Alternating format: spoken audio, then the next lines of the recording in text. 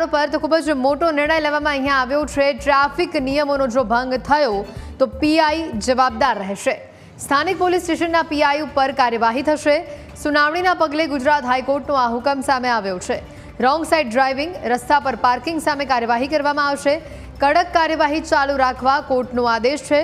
અમદાવાદના બધા જ રસ્તાઓ પર કાર્યવાહીનો આદેશ આપવામાં આવ્યો છે। 70 હુકમ બાદ પણ તંત્ર કાર્યવાહી દેખાડે એ ચલાવી લેવામાં નહીં આવે તેવી પણ વાત હાઈકોર્ટ દ્વારા કરવામાં આવી છે। અને આ અંગે વધુ વિગતો જાણીશું। સંવાદદાતા જયેશ અમારી સાથે સીધા જોડાયા છે। જયેશ, હાઈકોર્ટનો આ મોટો નિર્ણય કહી શકાય, કારણ કે ટ્રાફિકના કોઈ પણ નિયમ જો અહીંયા અનુસરવામાં ન આવ્યા તો સીધા પીઆઈ જવાબદાર રહેશે।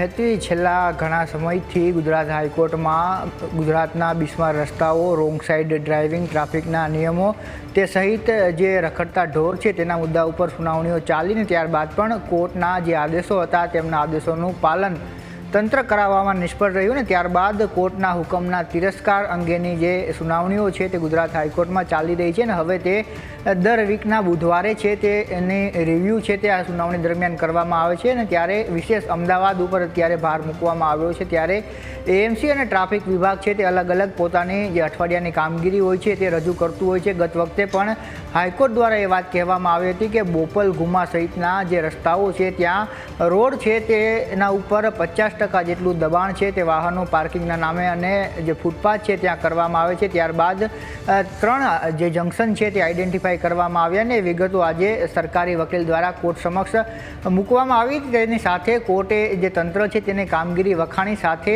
જે લોકોની સેન્સ છે તેને લઈને પણ સવાલો છેલ્લા ઘણા વખતથી ઉઠી રહ્યા છે, પરંતુ જે સરકારી વકીલની સાથે અન્ય વકીલ છે અમિત પંચાલ, તેમના દ્વારા એ મુદ્દો આજે ઉઠાવવામાં આવ્યો કે 2018માં જે ડિવિઝન બેન્ચનો હુકમ હતો તેમાં પણ એ વાત ટાંકવામાં આવી હતી કે કોઈપણ સ્થળે ટ્રાફિક નિયમ અથવા તો અન્ય જે નિયમો અંગે સુનાવણી ચાલી રહી છે તેનો ભંગ થાય તો સ્થાનિક જે અધિકારી છે તે જવાબદાર ગણાય અને તેમાં પોલીસ ઇન્સ્પેક્ટરનો ઉલ્લેખ કરવામાં આવ્યો હતો। એટલે આજે કોર્ટે પોતાના હુકમમાં એ વાત પણ નોંધ કરી છે કે જ્યારે પણ હવે ટ્રાફિક નિયમ અથવા તો દબાણને લઈ અથવા તો રોંગ સાઇડ ડ્રાઇવિંગ મુદ્દે કોઈ ટ્રાફિક નિયમનો ભંગ થશે તો સ્થાનિક પોલીસ ઇન્સ્પેક્ટર છે તે જવાબદાર રહેશે, એ વાત ગુજરાત હાઈકોર્ટે આજે કરી છે। સાથે તંત્રની જે કામગીરી છે તેને તો વખાણી છે, પરંતુ હજુ પણ અનેક રસ્તાઓ ઉપર આ કામગીરી કરવાની જરૂરિયાત છે। માત્ર કેટલાક રસ્તાઓ ઉપર નહીં, એ ટકોર પણ ગુજરાત હાઈકોર્ટ દ્વારા કરવામાં આવી। સાથે એ વાત પણ કહેવામાં આવી કે અત્યાર સુધી 70 જેટલા હુકમો છે તે ગુજરાત હાઈકોર્ટ કરી ચૂક્યું છે, તેમ છતાં પણ